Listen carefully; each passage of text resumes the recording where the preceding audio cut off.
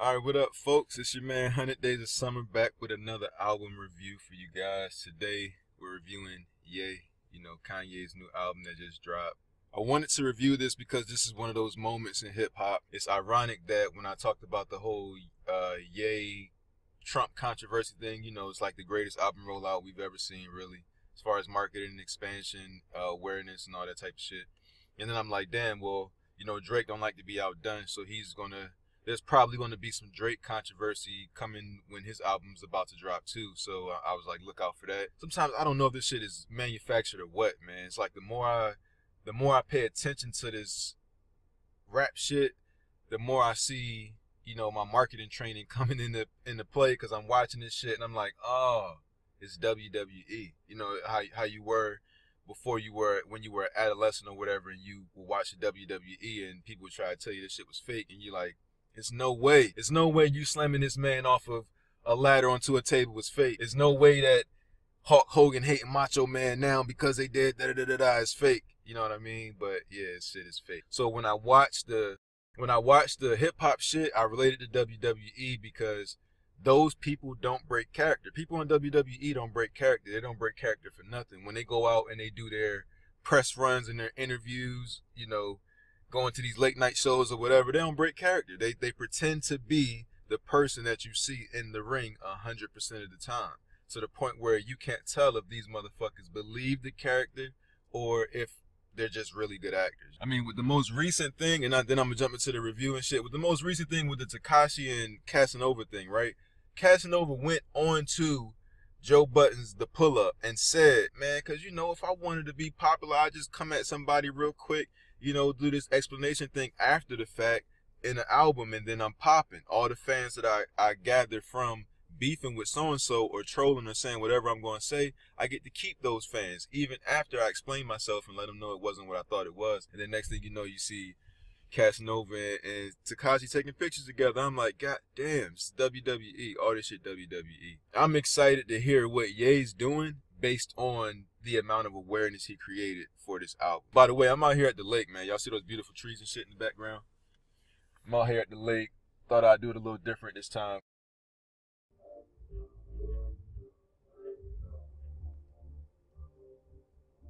Okay, got the Bluetooth working now. Let's see what this first track hitting for. Name of the first track? I Thought About Killing You. Kanye West.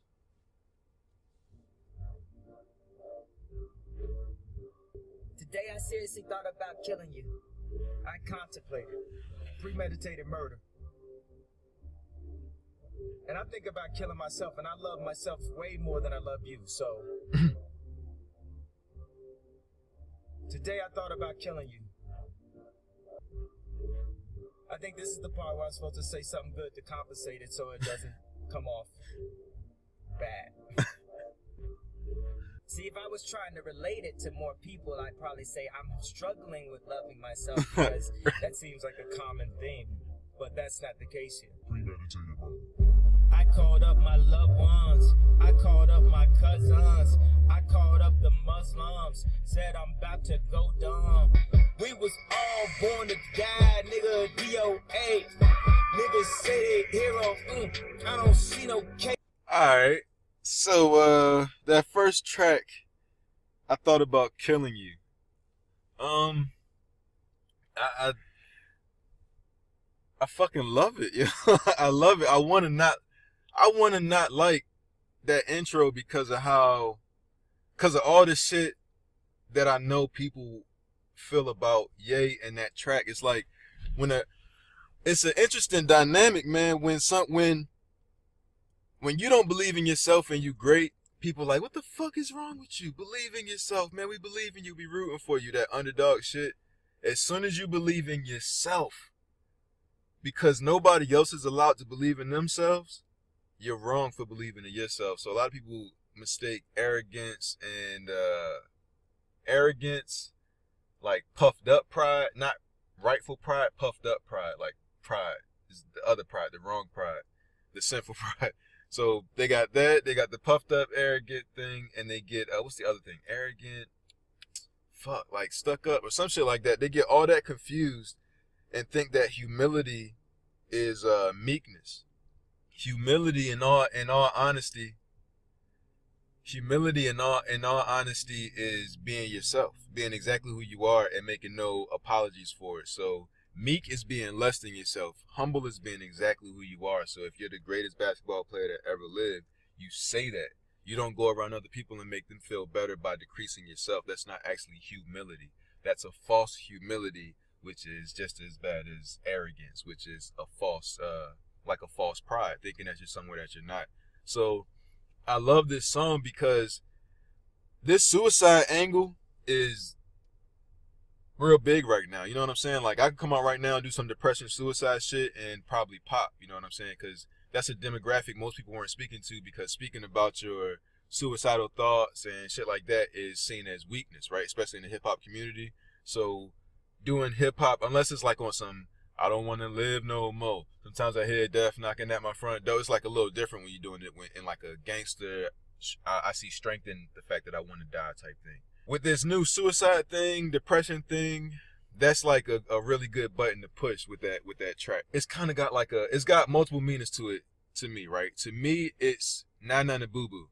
I feel like that's a thing Kanye is good at. Nah Nah Nah Boo Boo. So the reason that the song it's not upbeat, it's not fast, the snare don't really come in the way that you would think it would come in until a little bit later, but the way that the song starts is kind of like poetry and Kanye doing that Kanye shit, right? Believing in himself and telling everybody how much he believes in himself. And like, I love that. It's na na na bullshit. I know I'm making you mad, I know I'm ruffling your feathers, and I'm saying some real shit. So I love that, you know what I mean? That, to me, I think we need more of that in the world in general, in this non-bullying, don't say what you want to say type era, right? So the fact that he did it in the poetry form, I love that. The fact that he says, I thought about killing you today, because everybody has thought about killing somebody today. Premeditated murder. Everybody has thought about that type shit, right? But you don't say that. You don't say that because it could be used against you later in the court of law.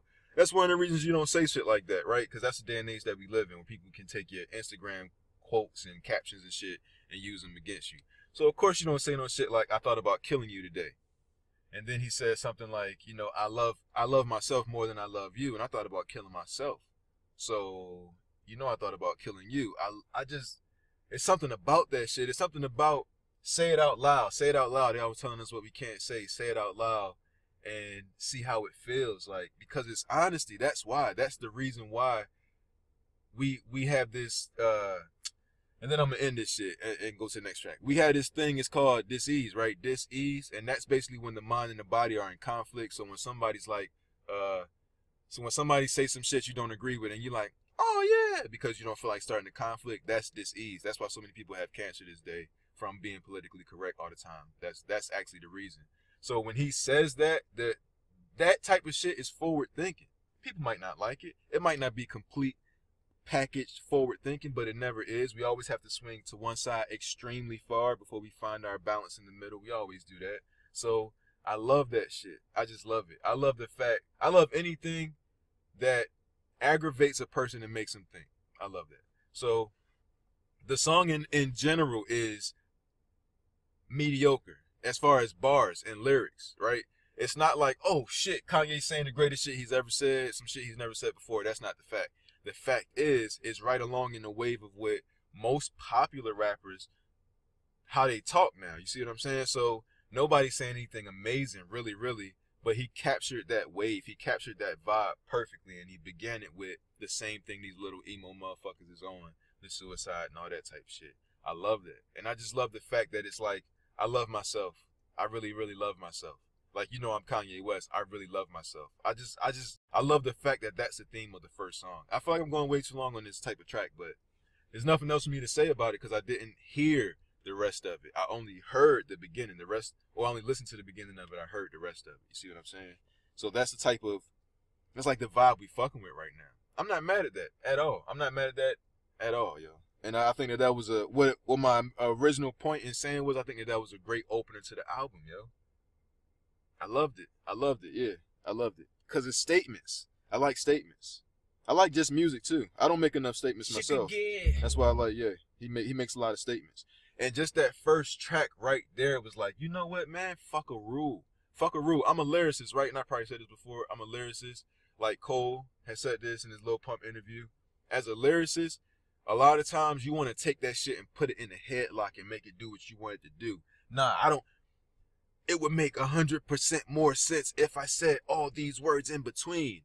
Or I can go with the feeling. I can say what doesn't necessarily make 100% sense to me, or it makes sense when I first say it because it's more of a feeling than what's said. You see what I'm saying? It's more of a feeling than going back and saying, oh, when you take this word and put it with that word and that word, it's a masterpiece. That's how I like to do it. I like masterpieces. I like lyrical masterpieces, right? But in this day and age, people want to feel. So you can touch somebody with a deep line and make them feel. You can also hit them with some shit. I call it the Red Hot Chili Peppers effect, where when you listen to the Red Hot Chili Peppers, I don't know what any of their songs is about, except for what they say the song is about by the title. But when you listen to it, can't stop the sun from engineering. Use my like.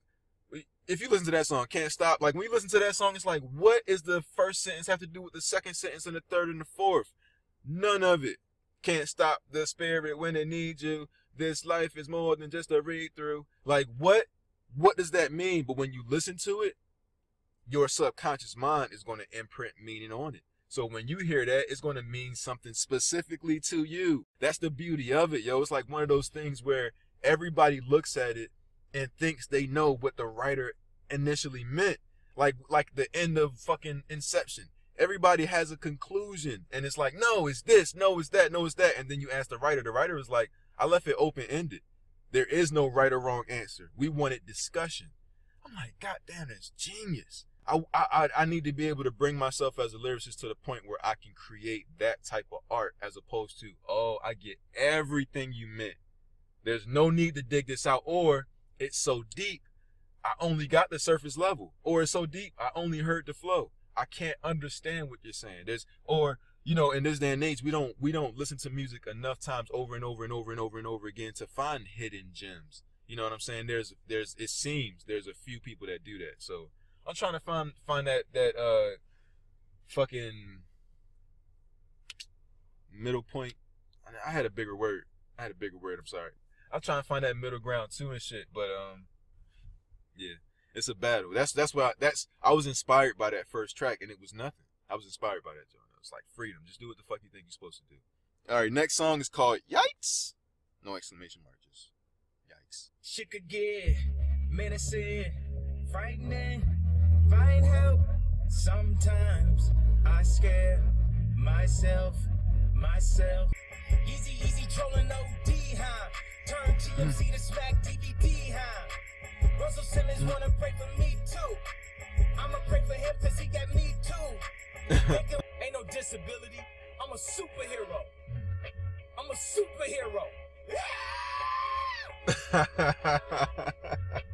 Damn. Yeah, I like that one too, yo. It's like all this shit is giving me I can't really describe it. It's like, man, it's like it's forward thinking. That's the best way I could describe it. It's like opening up the mind. Like I like alright, so the prime example to me is Russell said he wanna pray for me too. I want to pray for him because he got me too. Can't imagine if that would have happened to me too. You know what I'm saying? Then I would end up on E! News. It's like they want to pray for me because of the shit that everybody crucifying me for. But when people crucifying them for shit, it ain't such a big deal. You see what I'm saying? So it's like, it's easy to say Ye tripping because he said I would have voted for Trump. You know what I'm saying? It's easy because everybody jump on the bandwagon. Oh, all black people, we disagree with that shit. But then when you get Me Too, then it's like everybody now you feel what it's like when everybody's looking at you with this narrative given to them by the media, not by facts. You see what I'm saying? So it's like when you see how everybody just easily jumps out the window when they get that one little inkling of information, and then they fill in the whole storyline with their own imagination, and then they project that onto you.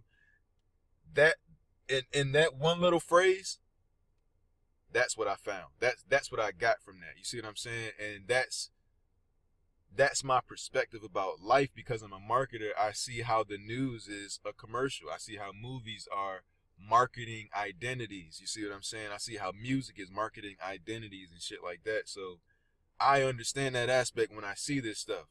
But the majority of the people are just being sold to. The majority of the people are consumers. They don't even know that they're just a part of a clever marketing campaign because it's been advertised as reality. And that's the greatest thing about, like, reality TV. Some people know, some people don't know. Some people know reality TV is staged at this point, but when reality TV first hit, nobody knew it was staged. That had to be revealed later. You see what I'm saying? So that's the same thing with this reality marketing. Marketing has become so good that you can't tell when you're being marketed to anymore. That's why influencers on Instagram and shit like that, taking these pictures and all that, it's always worked, man. It's always worked. So understanding that the masses are controlled by the mass media to be consumers, understanding that those that get a chance to step outside of that, those that get a chance to actually create a campaign that manipulates the masses for their gain, they see the power of that. Those who see that power kind of wake up to the manipulation and step outside of it. And then you have a different outlook on the entire world than what the masses do. So the masses will never agree with your higher outlook because nobody else has led them there yet. They need a shepherd to lead them there. So a lot of the times that's what happens. So long story short, what I'm trying to say is my man got a big picture view. So does Russell. Russell got a big picture view too. That's why I think it would be, that's why a person like me, if I was Ye, that's why I would put that in a song, is because, dog, we supposed to be two big picture people. Why are you buying into this narrative that they selling? And that's the thing. So that's what I love that. I love that about the song. And I got that vibe on that first song as well. That for me, that's inspiration because nobody else is speaking that way for me. You see what I'm saying? So I need the Ye's. I need the one that's like, that's why I fuck with Ye. Because I'm a superhero and that's my superpower. Being bipolar is a superpower because I know as soon as somebody heard that, they was like, ooh, I hate the fact that he believes in himself. I know somebody was like, ooh, somebody needs to teach him that bipolar is not a superpower. Ooh, somebody needs to teach him that when he fucks with himself and he speaks in third person that way is arrogant. I love that. I love the fact that he's ruffling people's feathers based on his own belief system and believing in himself. I love that. And it's a fear. It's a fear that I have to do that to people because I don't want hate. I don't want the energetic power of hate. But you know what hate? The energetic power of hate is really just passionate love, yo. It's love with anger. Like I said that in another video. You only hate something that you love that causes you pain. So I should. And indifference, people ignoring you, not getting attention, doesn't get your message anywhere. But as you can see, Ye got his message spread, whether people believe in it or not. That's not his fault. No genius's message is ever received as, this is genius. Most geniuses is crazy, and then the next generation finds their work, and then they champion that person as a modern or you know, a late genius, and then everybody's like, damn, that person was a genius. And then when you look at the history of their day and age, nobody fucked with them. So yeah, the next song is called All Mine. Let's see what's up, man. Let's see what's up. Yeah, you so ass busting out the bottom. I'ma lose my mind in it. Crazy, I'ma do it all. I could have Naomi Campbell, still might want me a Stormy Daniels. Sometimes you get a bag to boss up. I call that taking Corey Gambles. Find yourself up in the food court. You might have to enjoy your sample. God. It's different when niggas be trying, yo. When niggas like making a song and then they like, yo, we trying to create greatness. It's just like a different feeling to that shit, yo. God, it's inspirational. That shit hit me, yo. Shit hit me. I don't know who was on the track, man, because I'm looking at my title shit. I'm looking at the info. I'm trying to see, you know, y'all be knowing this shit. I like the Cardi B shit. I'm like, who was singing on the track? Y'all like, it's Cardi, dog. I'm like, oh, okay. That's why nobody else is featured on there. I'm trying to see who's featured on the track. I don't know who was doing that singing, man. I don't know who was doing that singing. I thought that was Ty Dolla $ign at the beginning. I don't know. That was like clever bars, a unique type of hook. The beat was different. And that shit was like, what, a minute and some change? Felt like? Oh, it's 2:25. All right. I like that, yo. That was inspiring, too. That inspired me. All right, Wouldn't Leave is the next track. I think we on track 4 by now. And I know you wouldn't. They said build your own, I said halfway. I said slavery a choice, they said hi, yay. Just imagine if they caught me on a wild day.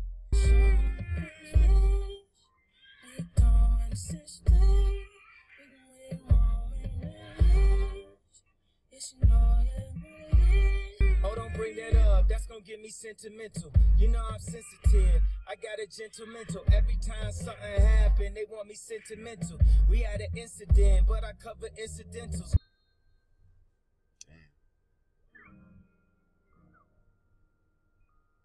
I can't believe this song 3 minutes, yo. Oh, let me finish. Let me let it finish. I'm gonna let you finish. That was the more introspective beat to go with the introspective lyrics. I like it. I like it. It seemed like all this shit was writ last minute now. Throwing in the TMZ shit, the whole situation is like all these songs seem to have at least a bit or a piece of the current situation in them. Which is like, damn, bro. Wrote this shit last week. I think that was good. I feel like that was like super duper commercial. Not like that's going to be on a radio commercial, but it was like, it was not cookie cutter, but it was, there was no variation from what, as a writer, right? When I heard that beat, he stuck exactly to what the energy of the beat asked him to do, as opposed to adding some yay on it. That, and I don't think that's a bad thing at all. It was just nothing out of the ordinary with that one. That was like a very in the box introspective type song, but it was still good. I like the way he's telling the story because it's not one-sided. It's not like what did I do? It's not like that. It's like, I understand what I did. That's what I do. I like that shit, yo. I kind of want to listen to it again because, yeah, I like the mentality of I think that's what it is, yo. That's what I like about this so much. If this could have been somebody else's album, and if they would have been talking about different topics for each song, I don't think I would like it as much. I think it's the mentality behind the words. I think that's what it is that I like. He's like, I'm thinking like Jetson, but I'm speaking like Jefferson. What? You know what he's saying? Like, come on, man. Like, my thoughts in the future, bruh. But I speak like a black man that don't like crackers. You see what I'm saying? It's like on that type of tip. It's like I'm thinking futuristic, even though it sounds like I'm just saying some old craziness out of my mouth. Like, I love those types of combinations of thought. And it's like the one thing, I keep looking at this leg, it's fucking beautiful. But it's like the one thing that I've had to realize is that nobody accepts what's next. Nobody accepts what's next. You know, it's a small group of people. It's always that remnants, you know, for the future. But nobody accepts the next energy. Nobody accepts the next vibe without some type of fucking war. Without some type of trying to hold on to the past. You feel me? That's just what the ego does in order to keep what is comfortable alive. You know what I mean? That's what the ego does. It's always moving you into your comfort zone. So when the new shit comes out, people always reject it. New shit is always rejected. And then people love it. So you can either be one of the people who are riding the current wave, waiting for it to fall, and then you'll find the next wave and catch on to that, or you can create the wave. You know what I mean? And creating a wave ain't easy. It ain't easy being a trailblazer. It ain't easy being the one going through the shit, making a path so that the rest of the motherfuckers can come through and walk easy. You know what I mean? So I appreciate Ye for doing shit that makes everybody think, even if it makes them hate you in the process. You see what I'm saying? Because, you know, hate is just love with a little more passion. So I love that. I think that's what's hitting me so much about this album, is just the mentality of the thought behind the words. And knowing that it's a double-edged sword, like knowing that these tracks will give somebody like me life because of the perception, but at the exact same time will make somebody want to kill this dude because they already feel a type of way and he's na-na-na-booing them. You know what I'm saying? It's like, man, the power of being a person that is of sound mind, the power of being a marketer in this consumer's world is something else, yo. It's something else. It's something else, man. Just look into that, yo. Look, the thing that changed my life personally was understanding marketing. It's what I do for a living. It's the reason that I'm out here on a Friday afternoon at the lake doing this review of an amazing album instead of having to be at work. Is because I know marketing. When you understand marketing, you go from being a consumer to a producer. And you'll see the difference in the it's like going from being black to having a nationality. If that makes sense to anybody. So yeah. Consumers and marketers is like going from being black to having an actual nationality in America. Alright, the next song is No Mistakes. Fuck. What are we gonna get now? Ain't no mistake, girl, I still love you. Uncle Charlie? Take the top off, let the sun come in. Whoa, for all my dogs that stay down, we up again. Let me make this clear, so all y'all see. I don't take advice from people less successful than me. Ain't no love lost, exactly. Put the gloves off. I swear to God, this nigga's stealing my style, bro. That was like a 2-minute track. I feel like all music should be that short, yo. A lot of people tell me my songs be too short, and that's exactly what I want. I want you to complain about not having more of my song. I don't want you to complain about having too much of it. That's how I feel. But I think that was good. I feel like there was a lot of space filler at the end there with that repeating of the hook, but I liked it. I liked especially the line. It's kind of like what I was just trying to say when he's like, I don't take advice from people less successful than me. It makes sense, yo. And people be mad at you when you do that. But would you take healthy advice from an unhealthy person? If you go in the gym and your personal trainer is less fit than you, do you want to work with that personal trainer? Like, when you look at the same stuff he be saying in different aspects of your life, it's like, oh, okay, that shit makes sense. But it don't make sense when everybody thinks alike. And you don't think like everybody. That's the problem. But that's what shepherds are. You know what I mean? They don't think like everybody. Everybody eventually begins to think like them. So that's what happens. So now we're at Ghost Town.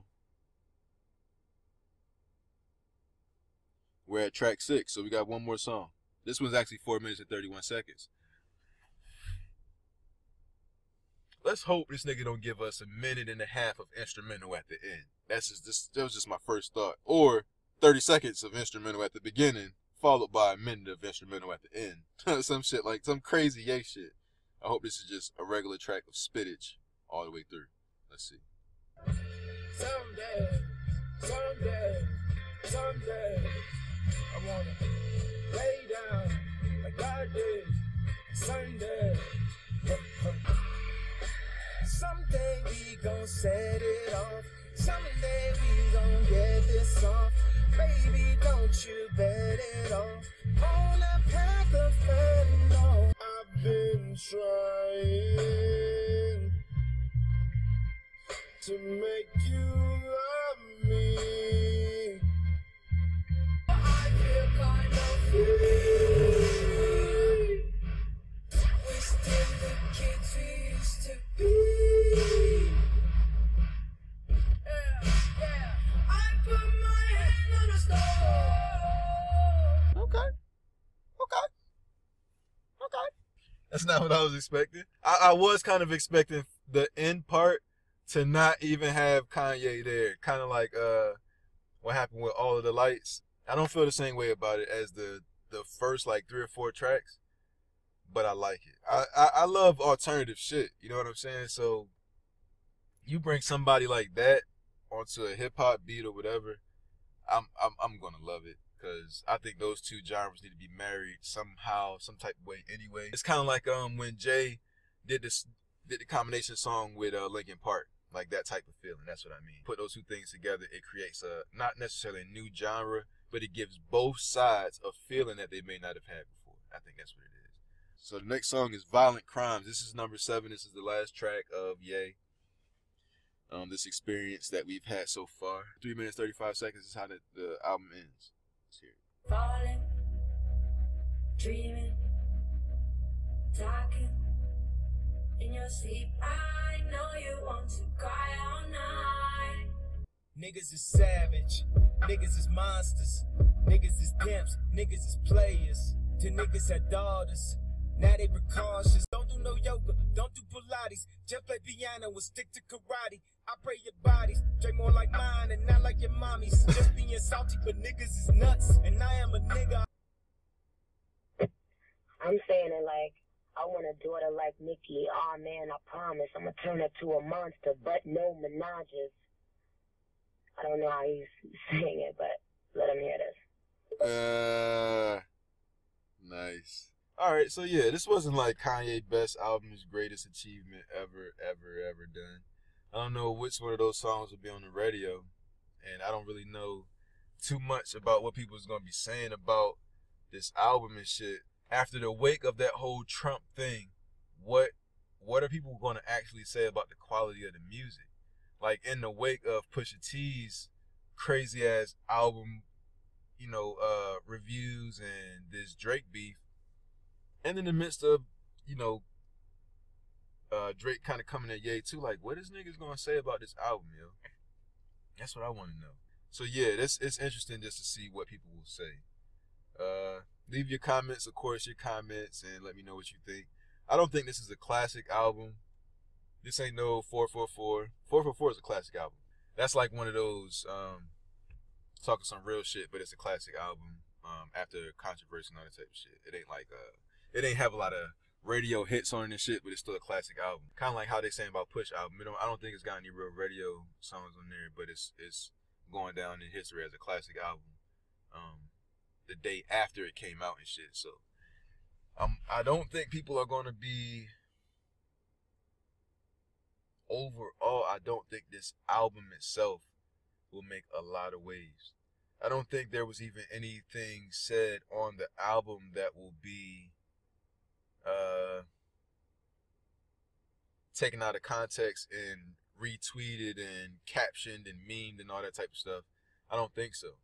Like how when Jay said, you know, Kumbaya, but this ain't Kumbaya and shit like that. Like that was an album. That was something that everybody talked about. If Jay did any interviews, they wanted to know about that. If Ye was to do any interviews, they want to know about that. It was something that they talked about. You see what I'm saying? So like the money phone, the in the future of another nigga playing catch with your son or whatever it is, like all those types of things were lines like, oh, what so and so gonna say about this? Or niggas putting up pictures on Instagram saying you ain't got the juice with the money phone, or you know, it was controversy. It was a topic of conversation. Even if Jay wasn't there to do interviews, people were still talking about it. You feel what I'm saying? So I didn't catch anything from this album except for the Russell Simmons Me Too thing. That's like the only real thing that I feel like people could really bring up, and like it could be some type of controversy where they're asking Russell Simmons, how do you feel about Kanye's line? Other than that, I don't really think it was too much on here that it's gonna ruffle too many feathers. I feel like he already did that shit. You see what I'm saying? So there's no songs that stand out as amazingly great. The overall album itself is not an amazingly great album, but it's good. I like the mindset of the lyrics, at least in like the first half of the album, first half of a 7-track album.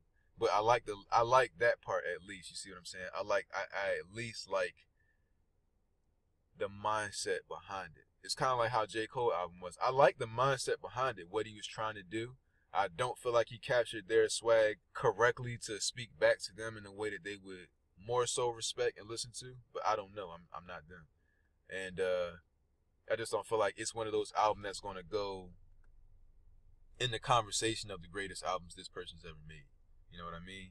And in the wake of this Donald Trump controversy, I thought that maybe this album would be that. You know what I mean? Like he would be trying to make a bigger statement with the music. As opposed to, the music was kind of like, when I think about it, the music was kind of, you know how they say art imitates life, right? So when a person comes out with a great first album, classic album, their life changes and they're no longer going through a lot of the same shit. So that second album is a fun album. It's like life is good now. And the third album is like, man, fame sucks. That's usually, you know, kind of how it goes that way. So when a person is experiencing writer's block, they tell them to go out and live some. Go out, get in a relationship, you know, do this. Like when you are a column writer and shit like that, they tell you go out an experiment in life, you know, go do some drugs and then write about it, you know what I mean? So it kind of feels like now that I listen to it and think about it, it kind of feels as if Ye made this album based on the controversy he just went through, not the other way around. So I don't know. That would be some other shit, yo. If you like created controversy a month before your album came out, and then told everybody your album was coming out, without even having an album done. Cause think about it, yo. T.I. versus the People wasn't on the album. Whoop Diddy Whoop, Scoop Diddy Poop wasn't on the album. Those two songs was released amidst the controversy. Then we get the album, and he's talking about the controversy on the album. He's talking about how when he did that, his wife called him and we're gonna lose everything, but she didn't leave. He's talking about, you know, Russell Simmons wanna pray for me, the Me Too thing and all that. Like, all this shit is current. It don't seem like the tracks he let Charlamagne listen to in Wyoming. So I have no idea, yo. I have no idea. I feel like the whole album is based off of the controversy, almost as if he scrapped everything he had and was like, you know what? You know what I'm saying? So I don't know. And I feel like the music beforehand, before the controversy, maybe it wasn't as good. Maybe it was mediocre, or maybe it was actually the album I'm thinking of, and maybe he just said, you know what? Let's put that out next album. I don't know. Let's just, right now, we doing a 7-song track. We don't gotta kill him. Pusha T killing shit, and the rest of my people coming out. I don't gotta kill him. I don't know, man. I have no idea. I'm interested to know what y'all think, though. So I'm gonna stop rambling. But that's kind of how I feel now that I think about it. 7 songs that seem like they were done like this. That's why they don't need a bunch of verses on them, because I know when I'm in my creative bag and I just want to keep it moving, one verse, hook at the beginning, hook at the end, maybe some type of prolonged, some type of different shit, you know, like the hey, real okay, hey, yo, real okay. If you ever listen to my song Annie, Are You Okay? Some shit like that. That's not really a hook, but just that's what I felt at the time, so I said it. I feel like this whole album, I didn't want to say it in the one song where I was like, damn, one verse, but I felt like it was rushed. I'm like, it can't be rushed though, can it? But it can be rushed if it was built after the controversy. Man, I wonder. I really wonder. I don't know now. But yeah, all right, so I'm done. I like the album. Wasn't great. Wasn't a classic. Won't be mentioned in the totality of Ye's most impactful music. But yet and still, I like the mentality behind what Kanye's, his points, his points in perspective. I love that shit. So yeah, let me know what you guys think. Thank you for watching all of this. I appreciate your time and attention. Yeah, comment, thumbs up, subscribe, look me up. 100 Days of Summer, 1N. You can Google me, you'll find my music. At this point, I have over 12 million listens, and I did that because of my genius marketing. I did that with no budget, so you've probably heard my music before and don't even know. So check me out, 100 Days of Summer. When you listen to it, you'll be like, oh, that's the song I heard on that. And then you'll be like, oh, this guy, I've been listening to this guy. I like this guy. My friend likes this guy. So, all right, thank you guys for watching. I'll see you in the next one. All right, folks. Peace.